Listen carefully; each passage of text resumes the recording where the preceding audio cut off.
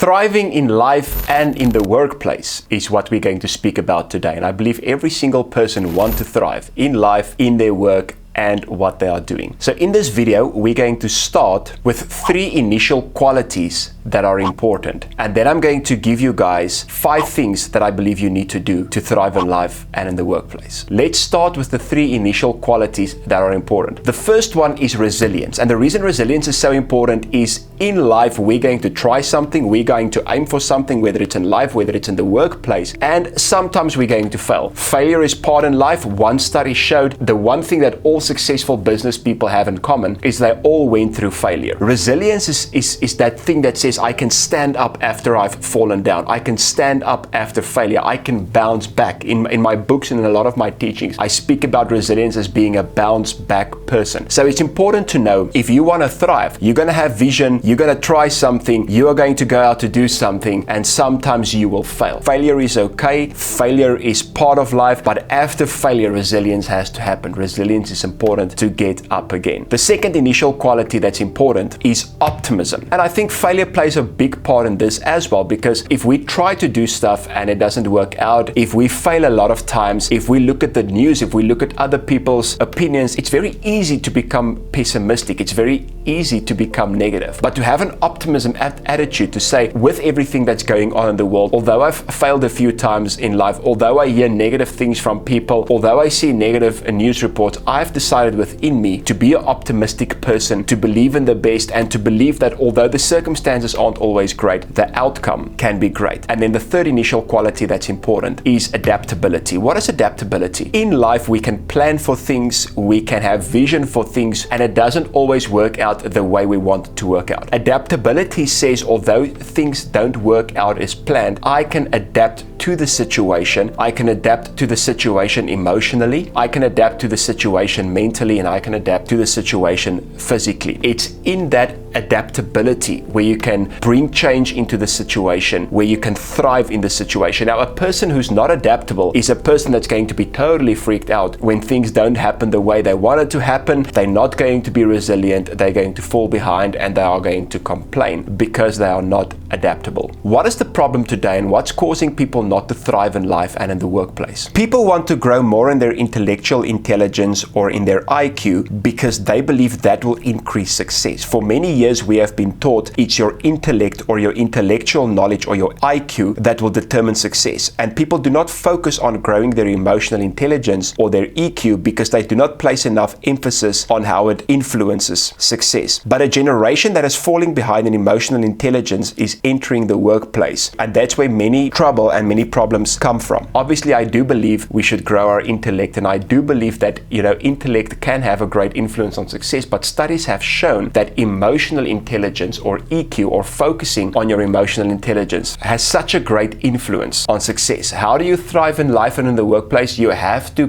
put a lot of emphasis, focus, and growth in emotional intelligence. So I'm going to give you now 5 things that you need to thrive in life and in the workplace. And I do believe all of these 5 elements plays a major role in emotional intelligence. It affects emotional intelligence, and it's affected by emotional intelligence. Number 1, communication skills. To be able to communicate with others, even to be able to communicate with yourself, is a very, very important thing. How do we better our communication skills? It's very important to listen when somebody speaks to you. Don't just listen to respond. Listen to know what they actually mean, because we perceive things different, we interpret things different, and we understand things different because we have different mindsets, we have different backgrounds, we have different belief systems. So don't interpret what somebody is saying through your perception. Listen to what they are saying. Ask them if you are understanding them right. Wait for the person to finish before you respond. I always say this, sometimes when somebody pauses for too long, I believe they are finished, and I've been in so many situations where somebody is not finished because they've paused too long. That's something that I had to learn in my communication skills. The second thing, creativity.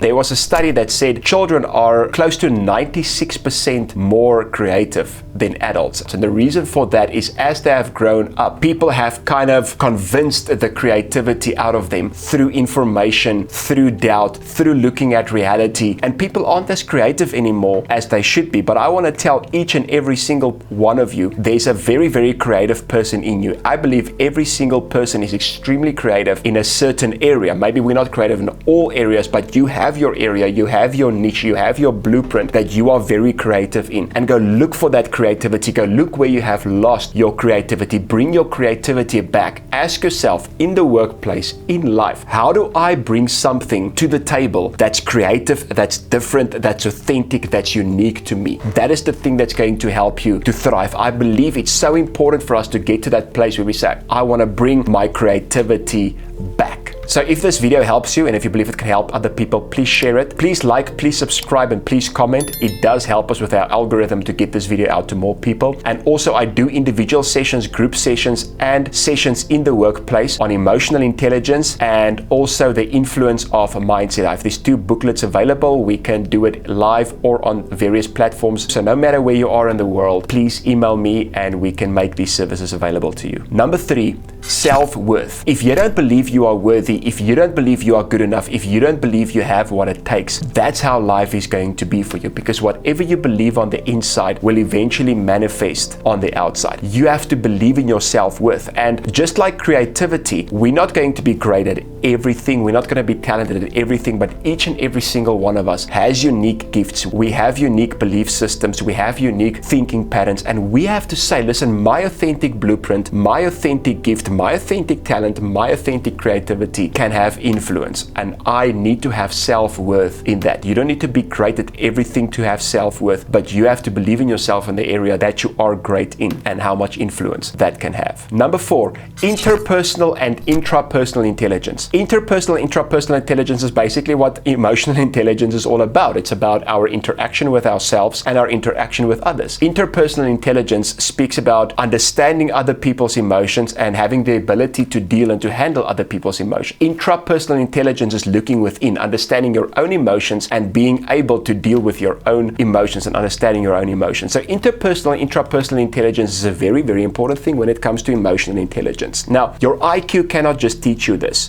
You have to understand emotional intelligence in order to understand your own emotions, in order to understand other people's emotions, and in order to deal with it. Now remember, emotional intelligence in this area is not just about understanding your emotions and understanding other people's emotions, but having this ability to deal with it is very important. That's what interpersonal intelligence and intrapersonal intelligence is all about. Number 5, a desire to make a difference. I don't think I can tell you guys enough how important desire is. If you just act, if you just do, if you just go to work, if you just go through life without any desire, there's not going to be any impact. You have to be a person that walks with desire, a person that talks with desire. If you walk into a room, people must see that desire has walked into a room. People must see that purpose has walked into a room. So it's so important to get to that place where you work within yourself and say, listen, I'm not just going to do the right thing. I'm not just going to apply the right principles. I'm not just going to have emotional intelligence, but I am going to work on my desire. I'm going to see myself succeed. I'm going to desire to have influence, and that desire is going to fuel you. A lot of people today are going through life, are going to work without desire. Desire is a very, very important thing. So that is the 5 things that I want to give you, and I want to end with this. There was a study, and in this study they were trying to determine what are the key things that people look for in employees, and this is the 3 key things they found. Communication skills,